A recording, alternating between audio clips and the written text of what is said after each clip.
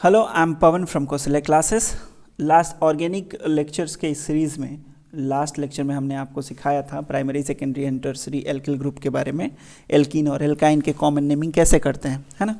इस वाले वीडियो में हम स्टार्ट करते हैं एल्किल हाइलाइट से। ये बहुत इंपॉर्टेंट है और 12th क्लास का पहला चैप्टर ही है हेलो एल्केन।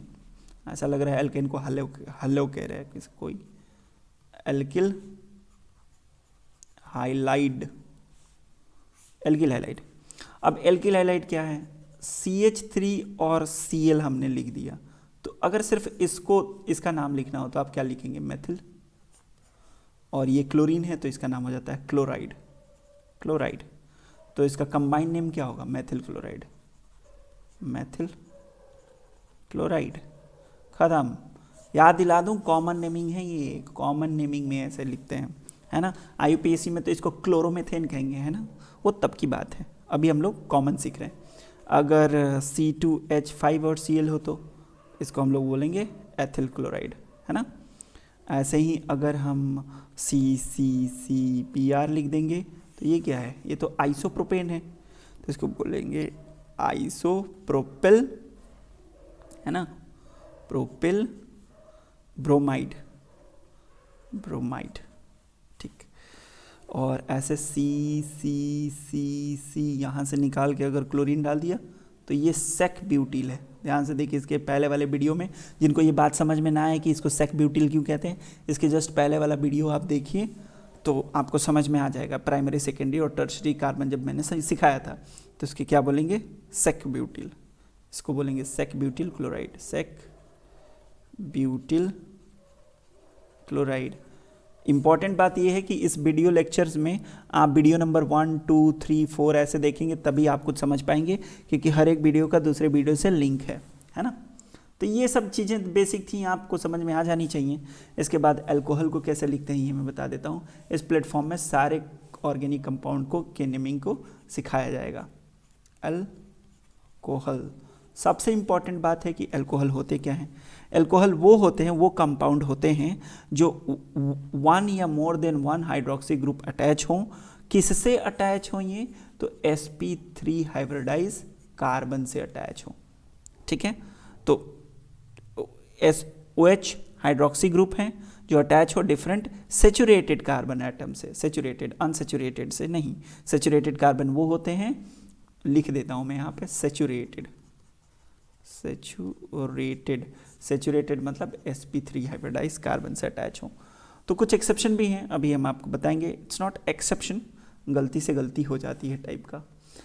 फॉर एग्जांपल जैसे CH3 है, OH है, तो ये तो अल्कोहल है, बट CH3 है, CH है, डबल बॉन्ड CH और OH, ये अल्कोहल नहीं है, क्योंकि OH जिस कार्बन से जुड़ा है वो सेचुरेटेड नहीं है। और ऐसे ही CH2, CH और CH2, तो यहाँ पे अगर OH जोड़ दिया, यहाँ पे OH जोड़ दिया और यहाँ OH जोड़ दिया तो ये तो अल्कोहल है, बट ये अल्कोहल नहीं है। CH3C डबल बॉन्ड O और OH अल्कोहल कैसे हो सकता है? तो कार्बोक्सिलिक एसिड है, अल्कोहल नहीं है, क्योंकि OH जिससे जुड़ा हुआ है वो sp3 हाइब्रिडाइज नहीं है। इसी तरीके से CH3, CH, OH और NH2 ये भी अल्कोहल नहीं है, क्योंकि एक कार्बन पे एक से ज़्यादा फंक्शनल ग्रुप होंगे तो ये अल्कोहलिक प्रॉपर्टी शो नहीं करेगा। तो इस तरीके से आपको याद रखना है कि कौन अल्कोहल है, कौन अल्कोहल नहीं है, ठीक है। और टाइप्स ऑफ अल्कोहल। अब अल्कोहल का क्लासिफिकेशन हुआ है, अल्कोहल का क्लासिफिकेशन हुआ है 2 टाइप्स में, on the basis of number of OH group और काइंड ऑफ कार्बन के basis, kind of carbon where hydroxy group is attached. तो नंबर ऑफ OH ग्रुप का मतलब ये है कि अगर सिर्फ एक OH ग्रुप है तो इसको मोनोहाइड्रिक बोलेंगे, मोनोहाइड्रिक अल्कोहल। अगर CH2 है और OH है, फिर ये CH2 है, OH है, तो इसको डाईहाइड्रिक बोलेंगे, डाईहाइड्रिक बोलेंगे। ऐसे ही ट्राईहाइड्रिक, टेट्राहाइड्रिक चलता जाएगा। और काइंड ऑफ कार्बन का मतलब ये है कि अगर प्राइमरी कार्बन से अटैच है तो इसको प्राइमरी बोलेंगे, अगर सेकेंडरी से अटैच है तो इसको सेकेंडरी बोलेंगे अल्कोहल, और अगर टर्शरी से अटैच है तो इसको हम टर्शरी अल्कोहल बोलेंगे। तो ये क्लासिफिकेशन की बात थी। इसके बाद हम लोग पढ़ेंगे ईथर के बारे में, ठीक है। फटाफट कंप्लीट कर लेते हैं, कॉमन नेमिंग पढ़ रहे हैं, उसके बाद IUPAC भी पढ़ना है। ईथर, ईथर, अब ईथर की ये कहानी है कि यहाँ पे R है, यहाँ पे O है, यहाँ पे R है, मतलब बीच में ऑक्सीजन होगा, आइदर साइड कार्बन के चेन होंगे। और एरोमेटिक कंपाउंड भी हो सकते हैं, एरोमेटिक कंपाउंड ऑक्सीजन, यहाँ पे R का ग्रुप भी हो सकता है, मतलब R डैश हो सकता है, एरोमेटिक OR भी हो सकता है, कुछ भी ऐसा हो सकता है। एग्जाम्पल देख लेते हैं, जैसे CH3 है, O है, और यहाँ पे C2H5 है, तो इसको क्या कहेंगे? मेथिल। इसको क्या कहेंगे? एथिल। तो इसका नाम होगा ethyl methyl ether, ethyl methyl ether, ठीक है। एग्जाम्पल हमारे पास कई हैं आपको समझाने के लिए। For example CH3O CH3 whole twice, तो इसका स्ट्रक्चर बनाने की ज़रूरत है। इसको कंस्ट्रक्ट करेंगे तो ये कुछ ऐसा दिखेगा आपको। ये ऑक्सीजन है, कार्बन है, कार्बन है, कार्बन है, ये तो आइसो है भैया, ये तो आइसोप्रोपिल है, और ये मेथिल है, तो इसका नाम हो जाएगा मेथिल आइसोप्रोपिल ईथर, है ना। तो नाम में कंफ्यूज नहीं होना है, आराम से समझते जाइए। सिमेट्रिक हो तो डाई ट्राई लगा सकते हैं। फॉर एग्जांपल मान लीजिए कि इधर भी C है, इधर O है, इधर C है, तो ये भी मेथिल, ये भी मिथिल, तो डाई मेथिल ईथर बोल देंगे। इसको क्या बोलेंगे? Diethyl ether, dimethyl ether, dimethyl ether. अब एक चीज़ समझनी है कि अगर एक तरफ बेंजीन ग्रुप लगा हो, फॉर एग्जांपल ऐसा हो, ये बेंजीन ग्रुप है और यहाँ पे O है और यहाँ पे CH3 है, तो इसका नाम कैसे लिखेंगे? पहले लिखेंगे मेथिल और फिर लिखेंगे फेनिल, फेनिल ईथर। और ध्यान दीजिएगा इसका नाम एनिसोल भी है, एनिसोल, तो इसको हम मेथिल फेनिल, ये याद रखिए हमेशा के लिए। मैं आपको सेपरेटली ये बात बता देता हूँ कि कभी भी आप जीवन में ऐसे देखें कि किसी बेंजीन से एक हाइड्रोजन हटा लिया गया है, तो इसको आप फेनिल समझिए। क्या समझिए?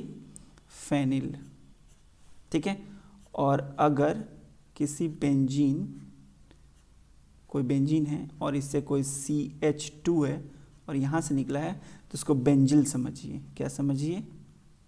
बेंजिल, ठीक है। तो ये बेंजिल ग्रुप है और ये फेनिल ग्रुप है, तो ये आपको याद रखना पड़ेगा, ठीक है। तो सिमेट्रिक हो गया, ये सारी चीज़ें हो गई। अब कार्बोक्सिलिक एसिड की बारी। कार्बोक्सिलिक एसिड को कैसे समझेंगे? कार्बोक्सिलिक एसिड होता क्या है? कार्बोक्सिलिक एसिड वो होता है जैसे कोई भी कार्बन का चेन हो, कार्बन डबल बॉन्ड O और इधर OH हो, मतलब ये होता है फंक्शनल ग्रुप COOH का, ठीक है। तो ये वाला जो पोर्शन होता है, ये वाला, इसको हम बोलते हैं कार्बोनिल, और ये वाला जो पार्ट होता है, ये तो हाइड्रोक्सी ग्रुप है, हाइड्रोक्सी ग्रुप है, तो ये दोनों कंबाइन होकर कार्बोक्सिलिक एसिड बना देते हैं, ठीक है। अब इसमें कुछ नाम याद रखने की है, जैसे कि HC डबल बॉन्ड O और OH है, तो इसको बोलते हैं फॉर्मिक एसिड। बहुत अच्छे से याद रखिएगा, और कहिए तो मैं सेपरेटली इसको बना देता हूँ ताकि आपको हमेशा के लिए ये बात याद रखें। यहाँ लिख देता हूँ कि अगर H हो, carboxylic acid, carboxylic acid, common naming है ना, RCOOH, common naming, common naming. अगर